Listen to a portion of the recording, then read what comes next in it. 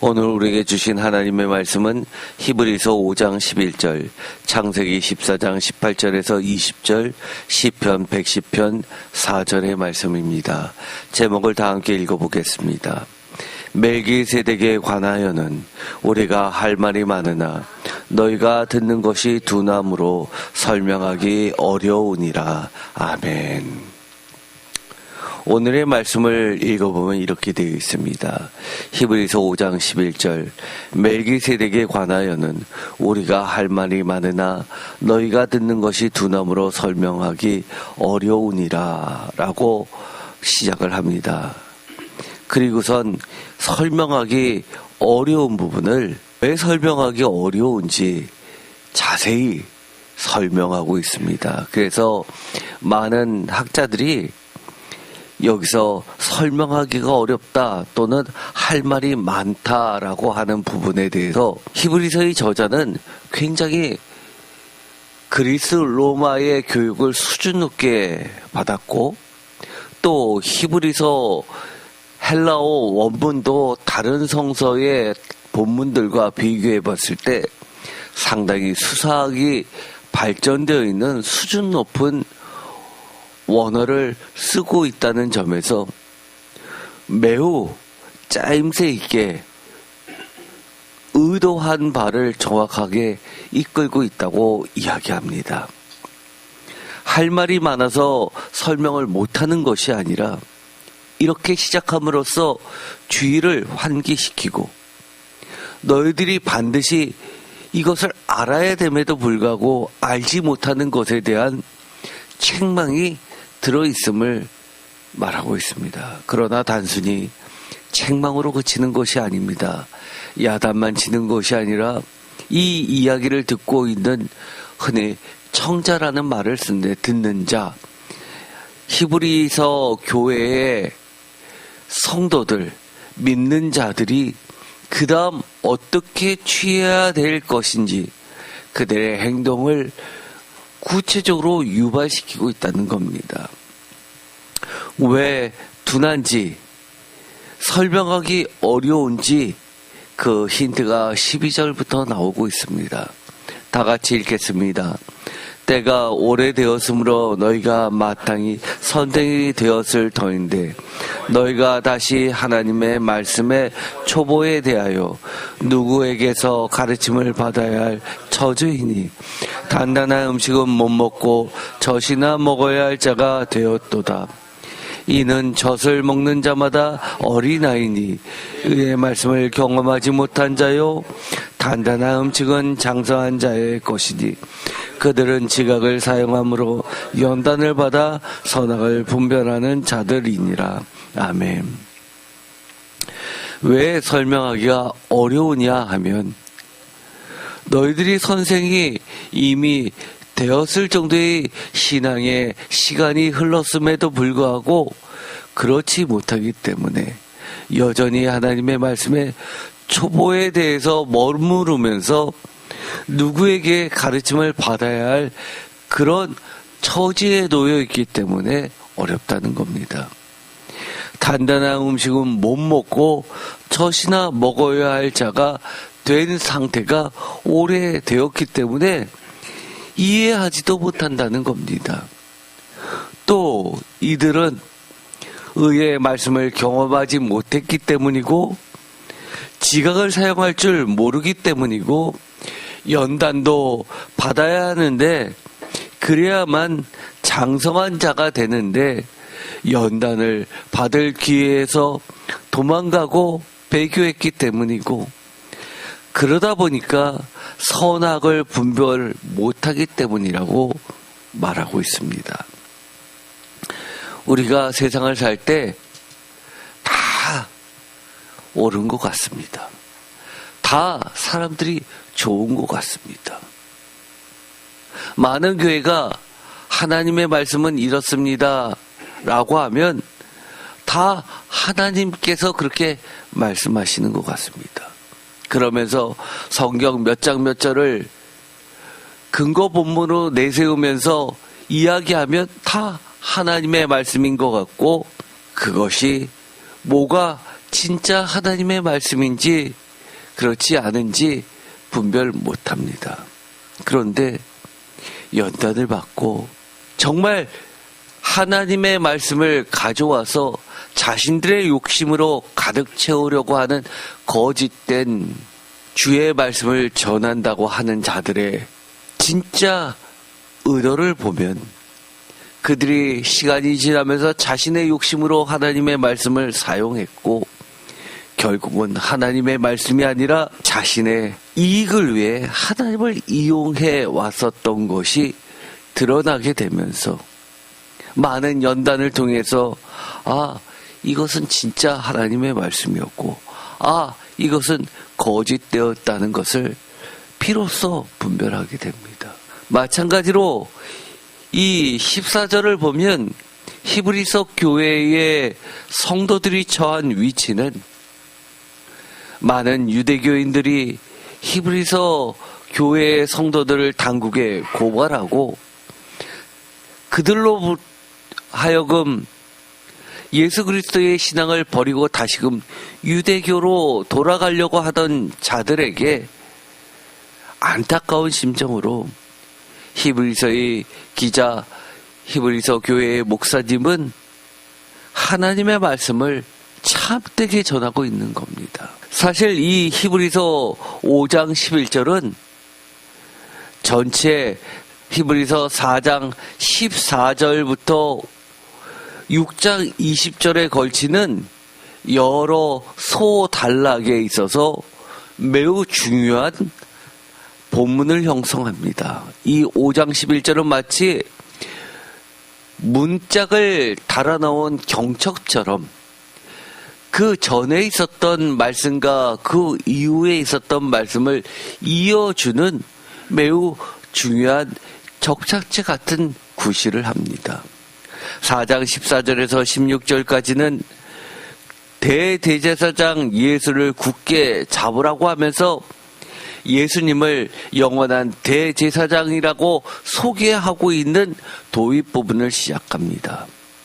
그러면서 5장 1절에서 10절까지는 아론과 그리스도를 비교하면서 누가 진짜 대제사장인지를 하나님의 임명받은 대제사장 직분을 감당하는지를 보여주고 있습니다. 그러면서 5장 11절에서 14절까지는 우리가 이미 읽었던 것처럼 매우 완곡하게 돌려서 이것이 야단치는 것인지 아니면 좋은 말씀으로 하는 것인지 분별할 수 없을 정도로 그렇게 책망을 하면서 신자들의, 믿는 자들의 영적 둔감함을 가르치고 있습니다. 그리고 나서는 6장 1절에서 3절까지는 완전한 대로 나아가라고 책망으로 끝나는 것이 아니라 권면을 하고 있는 겁니다. 그리고 나선 6장 4절에서 8절까지는 배교를 할 경우에 다시는 회개할 수 없다는 경고의 말씀을 하고 있고 6장 9절에서 12절까지는 사랑과 부지런함의 본받음을 이야기하면서 격려하고 있습니다. 그러면서 마지막으로 6장 13절에서 20절까지 아브라함의 약속과 함께 우리에게 영원의 닷을 예수 그리스도에게 걸라고 예수 그리스도는 우리의 영원한 약속이 되시고 완성이 되심을 가르쳐주고 있습니다. 그렇기 때문에 이 히브리서 5장 11절에 멜기세덱에 관하여서는 우리가 할 말이 많으나 너희가 듣는 것이 두나무로 설명하기가 어렵다라고 하면서 설명을 안 하는 것이 아니라 너무나 중요하기 때문에 이 멜기세덱에 대해서 계속해서 얘기하기보다는 왜 멜기세덱을 이야기하기 시작했는지를 그것을 출발부터 이해해야지만 예수 그리스도의 본질을 비로소 제대로 이해할 수 있다는 것을 가르쳐주고 있습니다.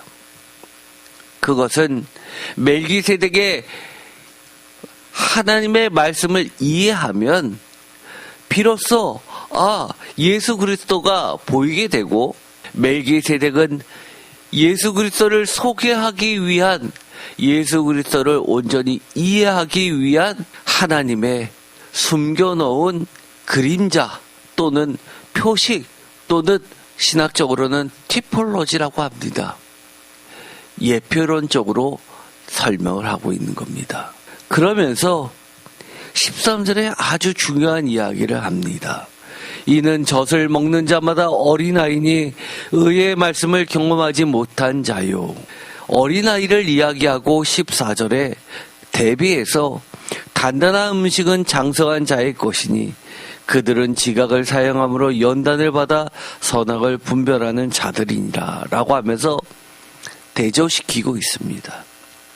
어떻게 보면 멜기세덱에 대해서 성경의 창세기부터, 성경에 처음부터 기록되어 있는 이 이야기를 제대로 이해하지 못하면 젖을 먹는 어린아이와 마찬가지고 의의 말씀을 경험하지 못한, 한마디로 유아식이라고 하는 겁니다. 유아식이 뭡니까? 엄마가 씹지 못하는 갓난 아기를 위해서 다 갑니다.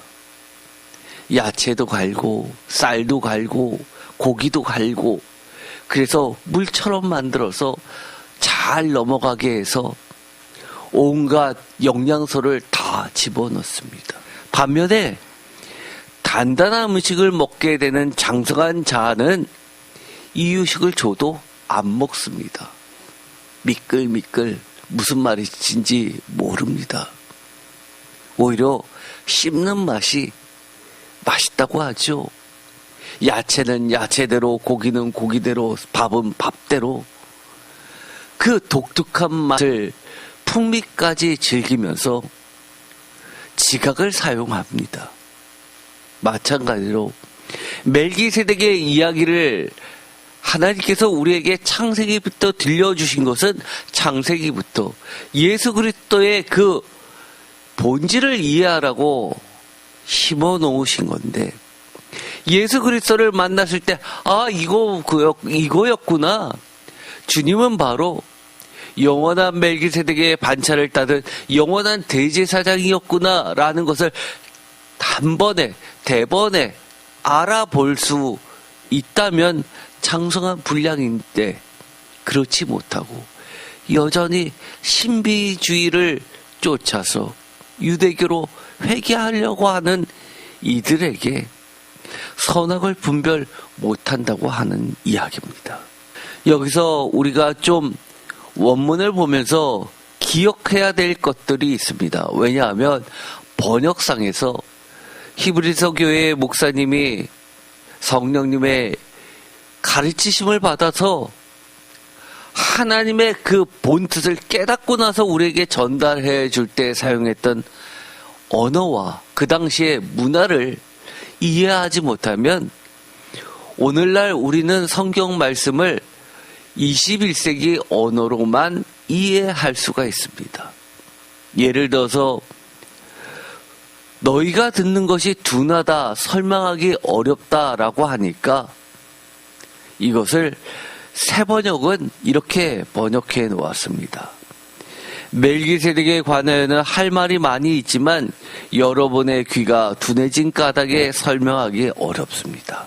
대동소이하게 번역을 하다 보니까 설명하기가 어려울 정도로 멜기세덱은 수준 높은 어려운 이야기구나. 그래서 멜기세덱에 대해서 잘 설명을 못하구나. 설명을 드려도 이해하기가 어렵구나라고 생각합니다. 그런데 그렇지 않습니다. 둔하다라고 했었던 그 단어를 보면 뒤세르 메누이토스라는 단어를 쓰게 됩니다. 뒤스는 어렵다라는 뜻을 가지고 있고, 뒤에 복합어인 에르멘 뉴토스라고 하는 것은 분사 형태를 형용사처럼 쓰고 있는데, 사실 이것은 헤르메스라는 그리스 신의 이름을 따온 말입니다. 헤르메스 신이 이야기하는 것, 말하는 것을 일반적인 세상의 사람들이 알아듣기 어려운 신적 통찰력이 있어야 되는 그런 뜻을 내포하고 있습니다. 사실 이 단어는 형용사로 쓰면서 어렵다라고 하는 것은 엄격히 이야기하면 이런 뜻입니다. 트랜슬레이트 하기가 difficult 하다는 겁니다. 이해하기가 어렵다라기보다도 신의 언어를 인간의 언어로 바꾸기가 까다롭다라는 뜻입니다. 그러다 보니까 어떻게 번역을 하냐면 hard to explain 이라고 번역을 합니다. 그런데 이것을 hard to explain 이라는 이 번역을 이해하려면 그 다음 원어를 또 이해할 필요가 있습니다. 둔하다라는 뜻이 가진 노트로스라는 단어입니다. 이 노트로스라는 이 단어는 영어로 덜 또는 슬러기시 이런 단어로 사용했습니다. 또 stupid 어리석다라는 바보 같다라는 단어로도 번역되었습니다. 그런데 슬러기시가 뭡니까? 사실은 슬러그에서부터 형용사형으로 발전된 단어죠. 슬러그는 어떤 거죠? 달팽이입니다. 달팽이가 어떤가요? 바닥에 딱 붙어가지고 가는지 안 가는지 모를 정도로 그렇게 레이지, 게을러 보이기도 합니다. 또는 꼼지락 하면서 조금씩 움직이는 것을 보면 영어로 이야기하면 레이지 어떤가요? 게을러 보이기도 하죠. 바쁜 생활에서 달팽이처럼 걸어간다면 그것은 가는데도 불구하고 가는 게 아니라 뒤처지는 겁니다. 즉 히브리서 기자가 우리에게 설명하기가 어렵다.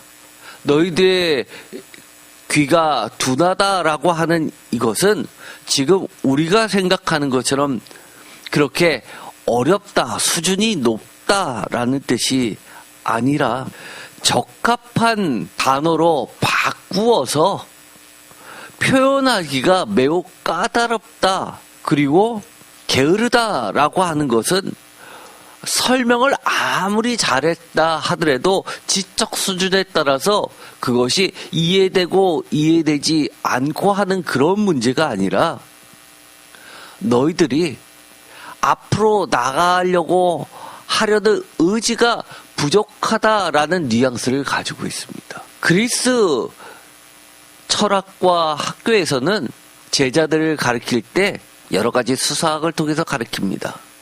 그런데 어떤 이들은 학습 능력이 뛰어나서 제자들 중에서 스승을 뛰어넘는 자들이 있죠. 대표적으로 아리스토클레스 같은 사람입니다. 스승을 훨씬 뛰어넘는 위대한 제자죠.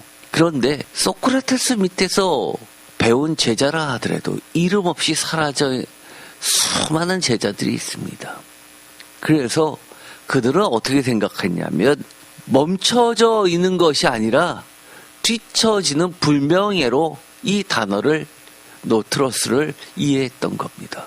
적합한 기대 수준까지 달려가지 못하고 달팽이처럼 느릿느릿 그렇게 자신은 진보한다고 하지만 사실은 퇴보해서 이름도 남지 않을 정도로 그렇게 사라져버리는 수많은 불명예스러운 그런 자들을 가리킬 때 썼던 말입니다. 히브리서 기자는 성도들에게 하나님께서 너희들에게 멜기세덱이라는 유아식을 아주 소화하기 쉬운 형태로 줬으면 받아 먹고 소화해서 장성한 분량까지 자랐어야 되는데 계속 그 자리에 머무르고 있다고 그거는 성장이 아니라 퇴보라고 책망하는 겁니다. 그렇기 때문에 이것은 수준이 높고 낮음을 따지는 것이 아니라 어떻게 보면 태도를 지적하고 있는 겁니다. 하나님의 말씀을 대할 때의 태도, 하나님의 말씀에 순종하지 않는 태도, 거부하려고 하는 태도. 어떤 이들은 그렇게 생각합니다. 신앙이 어떤 노력으로 되는 줄 아는 사람들이 있습니다. 내가 열심히 하고 어떻게 해야지만 되는 줄 아는 사람들이 있습니다. 그러다 보니까 심지어 교회에서 출석 체크도 하죠. 새벽 기도 헌신달이라고 정해놓고 전도사님들이 뒤에서 지도자들과 함께 출석 체크합니다. 그런 게 아니죠. 그런 게 아닙니다. 근본적으로 태도의 문제입니다. 어떤 태도요? 하나님이 말씀하셨습니다. 갓난 아기가 유아식을 먹습니다. 갓난 아기가 어떤 거 하는 겁니까? 그냥 삼키기만 하면 됩니다. 그런데도 불구하고 내가 대단한 거 한 것처럼 그렇게 생각하는 성도들이 있다는 겁니다. 하나님께서 가르쳐 주시면 네 하고 쫓아가 보면, 가다 보면 장성한 자 되는 겁니다. 하나님께서 알아서 훈련시켜 주시는 겁니다. 그래서 히브리서에서는 우리가 이해하기 어려울 정도로 그렇게 아주 단호하게 이야기합니다. 사생아 이야기를 하면서 아버지가 아들을 훈계하듯이 너희들을 그렇게 가르친다고 이야기했던 이유입니다. 아버지는 사랑이시다. 하나님은 사랑이시다. 그런데 사랑 많으신 하나님이 어떻게 나한테 이렇게 하실 수 있지? 나를 어떻게 저 죽음의 세력 앞에 갖다 놓으셨는데 내 눈앞에 당장 나타나서 나를 구해주지 않지? 그런 겁니다. 내가 하나님 믿고 예수님 믿고 교회 나가면 잘 먹고 잘 살아야 되는데 왜 나는 점점 어렵지? 나는 왜 갑자기 사고를 당해서 건강이 망가졌지? 하나님은 우리를 각 사람의 처지에 맞춰서 훈련시키십니다. 모든 과정을 통해서 하나님을 더 깊이 이해하게 하시고 하나님과 마음이 통하게 하십니다. 어떤 일이 닥쳐도 우리는 하나님의 말씀을 받아 먹고 삼키고 순종만 하면 되지, 나의 태도로 이게 뭐지 저게 뭐지 내가 씹을까 말까 삼킬까 말까 뱉을까 어쩔까, 그것이 히브리서 기자가 우리에게 트랜스레이트하기 디피컬트하다고 이야기하는 겁니다. 설명하기 어려워. 왜 설명하기 어려우냐 하면 너희들이 게으르기 때문이라고 하는 겁니다. 성경 말씀에는 이렇게 되어 있습니다. 둔하다라고 되어 있습니다. 그런데 이 둔하다라는 이 단어가 사실은 원어로는 둔하다라는 뜻도 있지만 게으르다라는 뜻도 있고 히브리서 6장 12절에 똑같은 단어를 쓰면서 거기서는 게으르다라고 번역하고 있습니다. 우리가 시편할 때 많이 했습니다. 어떻게 했었죠? 인클로지오라는 양식이 있다고 했습니다. 처음에 시작할 때, 그 다음에 마칠 때를 똑같은 단어를 배열해서 시작하는 가로, 끝나는 가로처럼 묶어 놓습니다. 그래서 이거를 전체적으로 통으로 가르쳐 주는 겁니다. 즉, 시작도 똑같이 노트로스, 끝날 때로 노트로스 하면서 여기서는 둔하여, 여기서는 게으르다라고 번역했지만 이 전체는 이것을 이해하지 못하는 것은 너희들이 얼마나 하나님의 귀한 의의 말씀에 대해서 거부하려고 하는 그런 태도가 있냐를 계속 글자마다 행간마다 우리에게 지적하면서 거부하지 마. 말씀 그대로 받아들여. 이해하려고 하는 것보다 하나님께서 가르쳐 주신 것은 성령님만이 가르쳐 주실 수 있으니까 너 자신을 성령님께 맡겨라고 이야기하는 겁니다. 오늘이 무슨 날인가요? 성령 강림 주일입니다. 우리가 하나님의 말씀을 대학 나오면 박사급 되면 교회 안 다녀도 하나님 말씀 이해할 수 있나요? 점점점 교만해져서 하나님과 멀어지기만 할 뿐입니다. 아무리 못 배워도요, 글자 몰라도요, 할머니, 할아버지들 중에서 하나님의 말씀이라면 무조건 아멘 하면서, 그러면서 순종하면서 무릎으로 신앙생활 하시는 분들 계십니다. 하나님의 말씀은 순종하려는 마음에서부터, 태도에서부터 하나님을 아버지로 모시는 그런 달라진 세상 사람들과 확연히 구분되어 있는 세 사람의 마음으로서부터 출발되는 겁니다. 그래서 공동 번역에서는 귀가 둔하다라는 말을 씁니다. 많은 학자들이 그래서 이 부분을 여러 가지로 해석을 합니다. 참고로 몇 가지만 소개를 하겠습니다. 예를 들어서 NICNT의 코커릴이라는 학자는 이렇게 이야기합니다. 영적 무관심으로 번역합니다. 맞죠? 게으르다. 너희들의 그것을 이해하지 못하는 것은 하나님에 대한 관심이 없기 때문이다 라고 이야기합니다. 내가 신앙생활을 합니다. 처음에 배웠습니다. 초신자 때.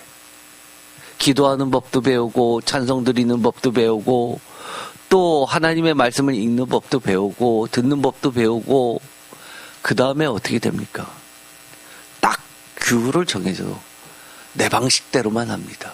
교회를 나오는 것은 주일 성수 지켜야 되는 규정이기 때문에 하고 하나님의 말씀이 어떻게 들려지든 내가 이해한 대로만 고집스럽게 나갑니다. 여기서 무서운 이야기가 뭔지 아십니까? 이래서 우리가 주석 같은 학자들의 의견에 대해서 귀담아 들을 필요가 있습니다.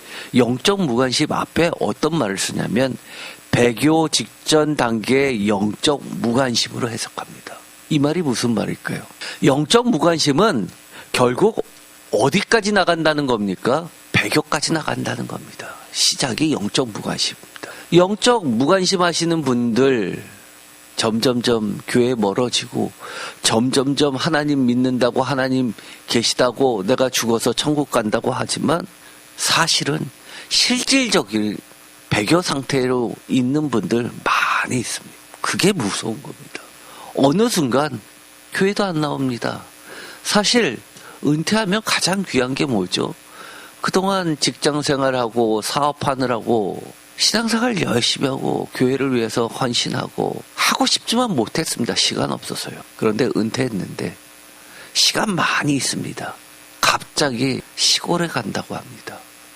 갑자기 해외 간다고 합니다. 나머지 인생을 멋지게 즐기면서 산다고 합니다. 평소에 제일 하고 싶었던 거 하고 싶다고 합니다. 인생 짧다고 합니다.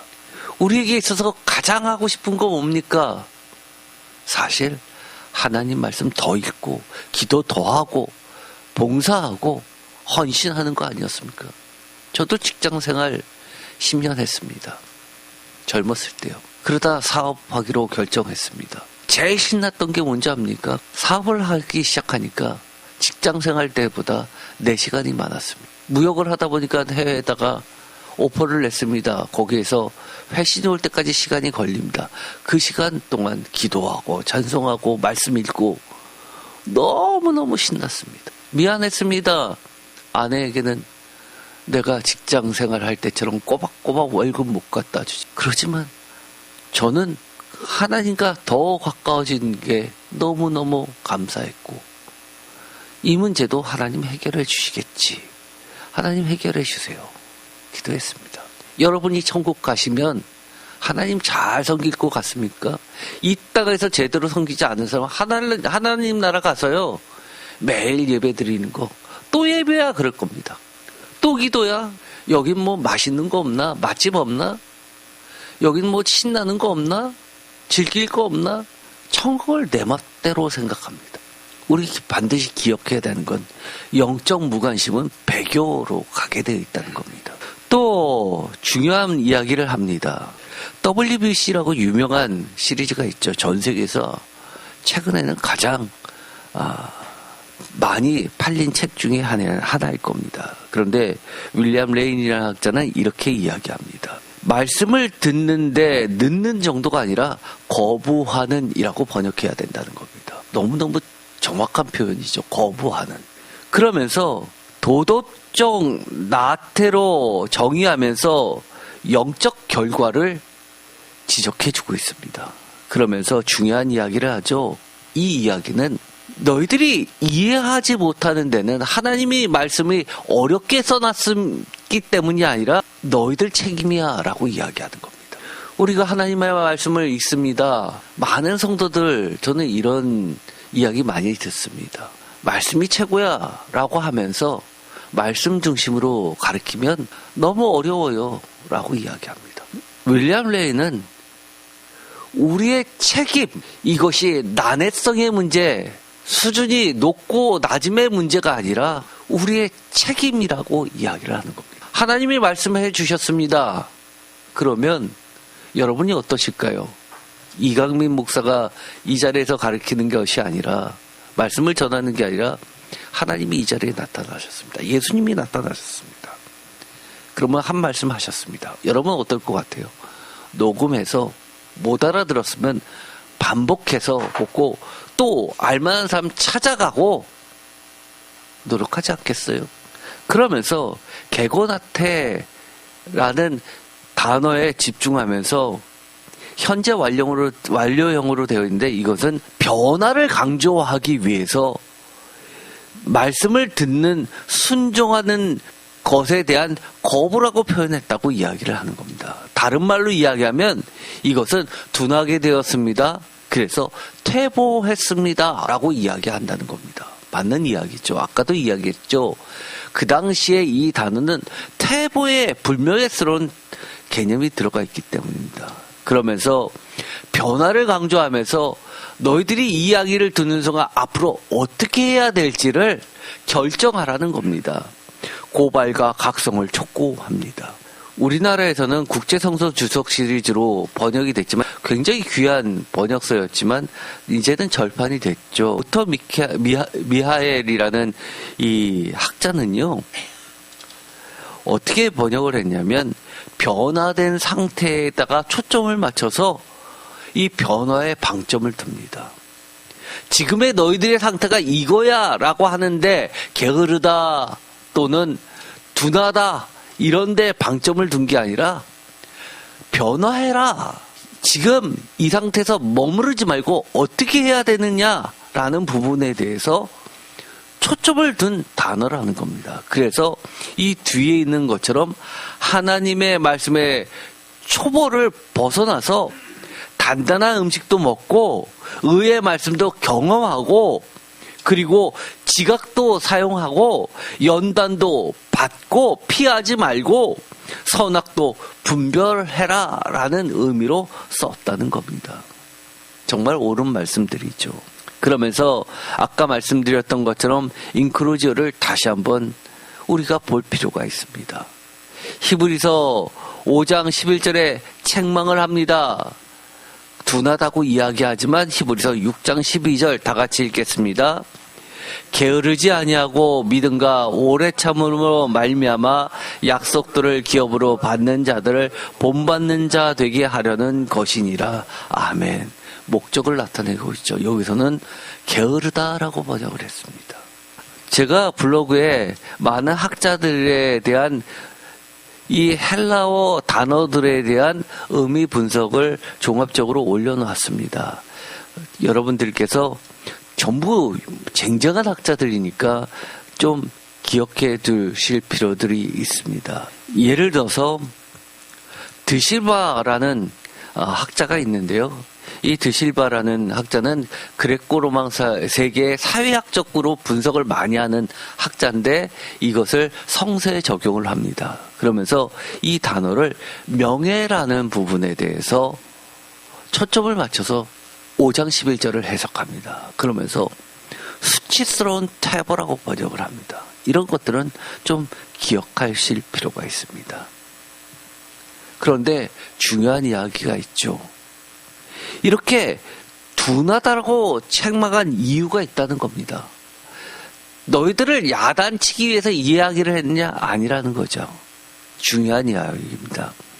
영원한 멜기세덱의 반차를 따른 하나님의 의의 말씀이신 예수 그리스도를 받아들이는데, 듣는데, 이해하는데, 영적 분별하는데 반항적으로 영적 나태함인 게으르고 둔하지 말라고 하는 거라는 겁니다.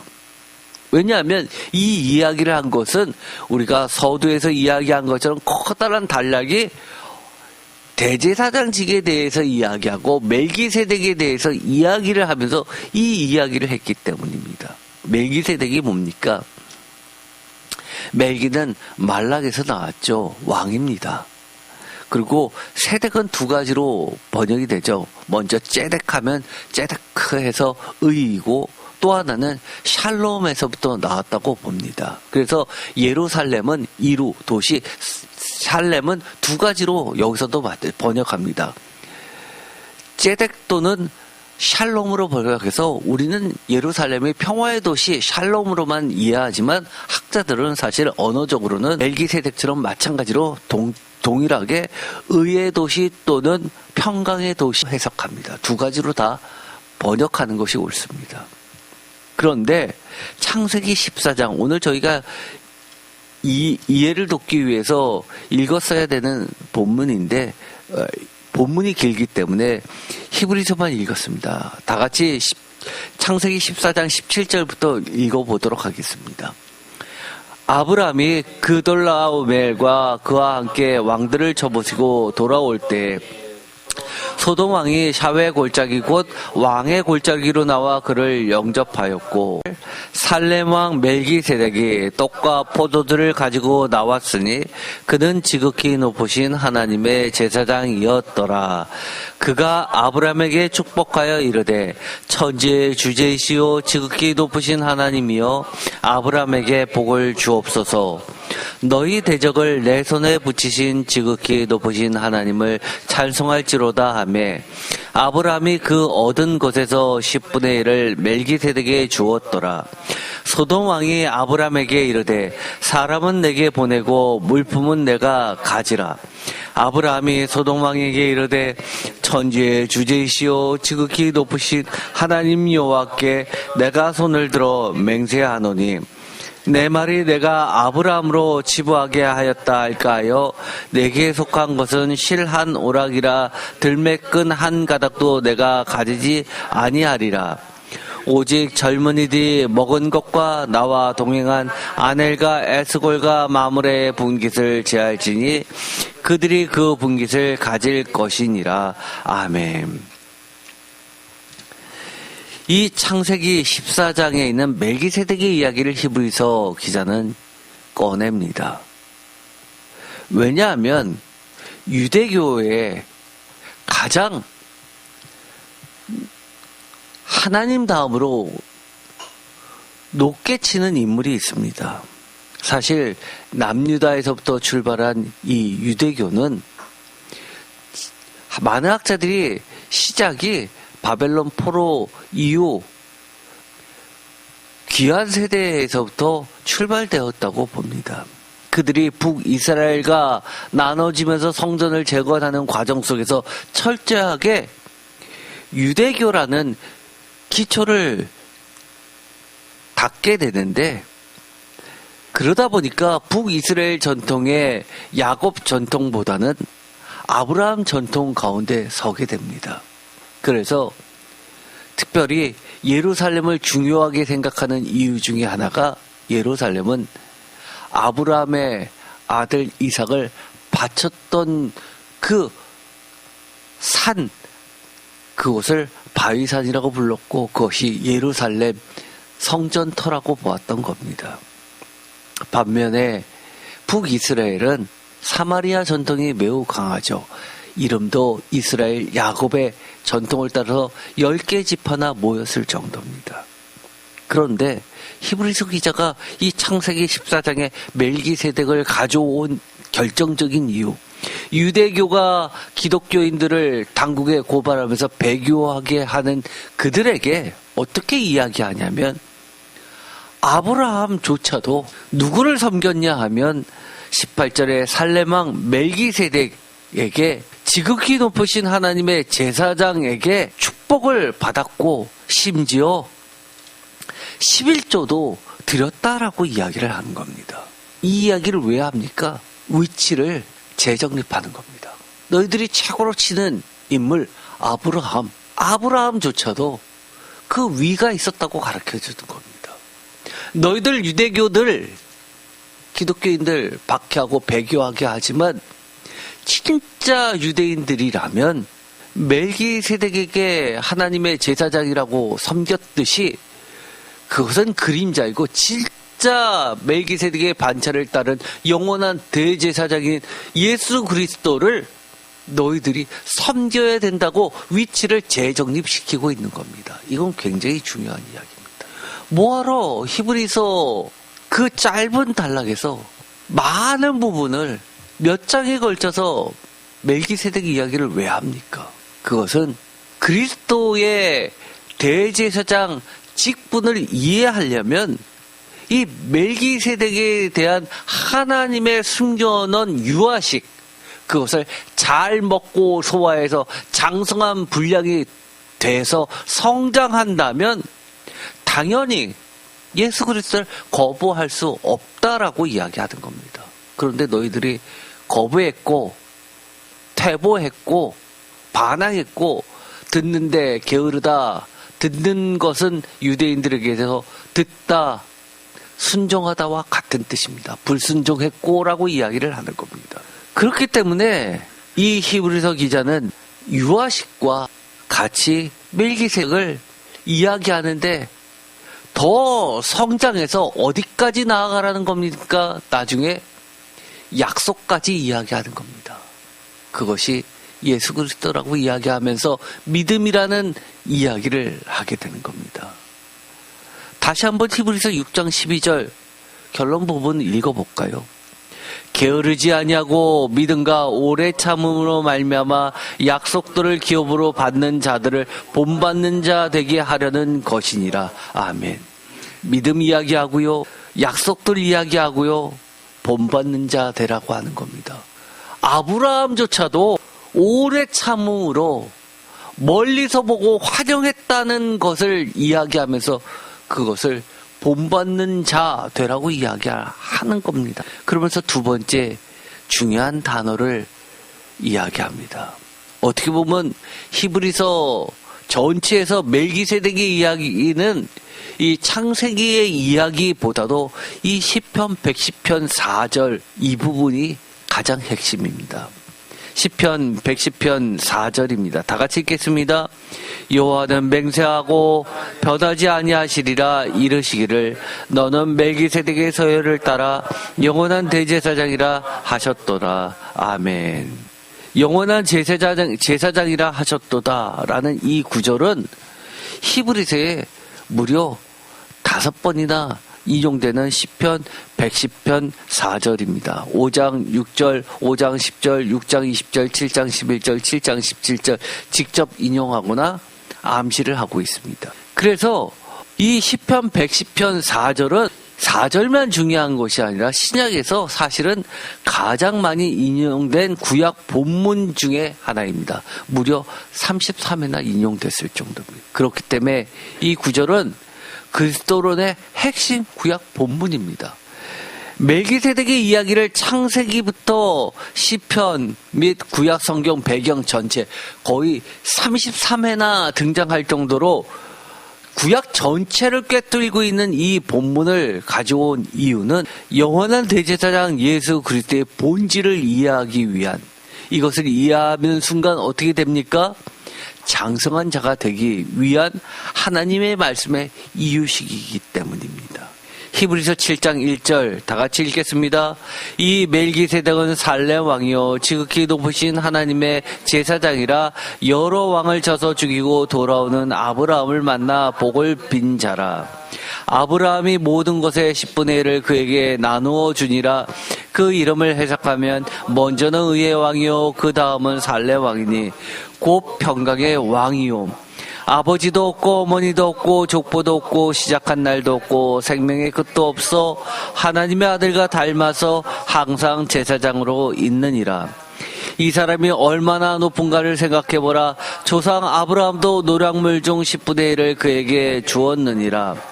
레위의 아들들 가운데 제사장의 직분을 받은 자들은 율법을 따라 아브라함의 허리에서 난 자라도 자기 형제인 백성에게 10분의 1을 취하라는 명령을 받았으니나 레위 족보에 들지 아니한 멜기세덱은 아브라함에게서 10분의 1을 취하고 약속을 받은 그를 위하여 복을 빌었나니 논란에 여지없이 낮은 자가 높은 자에게서 축복을 받느니라.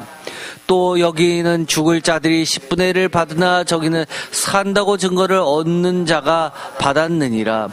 또한 10분의 1을 받는 레위도 아브라함으로 말미암아 10분의 1을 바쳤다고 할 수 있나니 이는 멜기세덱이 아브라함을 만날 때 레위는 이미 자기 조상의 허리에 있었음이라. 레위 계통의 제사 직분으로 말미암아 온전함을 얻을 수 있었으면 백성이 그 아래에서 율법을 받았으니 어찌하여 아론의 반차를 따르지 않고 멜기세덱의 반차를 따르는 다른 한 제사장을 세울 필요가 있었냐. 제사 직분이 바뀌었은즉 율법도 반드시 바꿔지리니. 아멘. 계속해서 변화를 이야기합니다. 다시 처음으로 돌아갑니다. 왜 질책했습니까? 학자들이 중점을 뒀던 것, 한 단어, 개곰, 변화를 포인트로 삼았습니다. 어떤 변화요? 우리 이제 하나님의 말씀을 어떻게 이해해야 됩니까?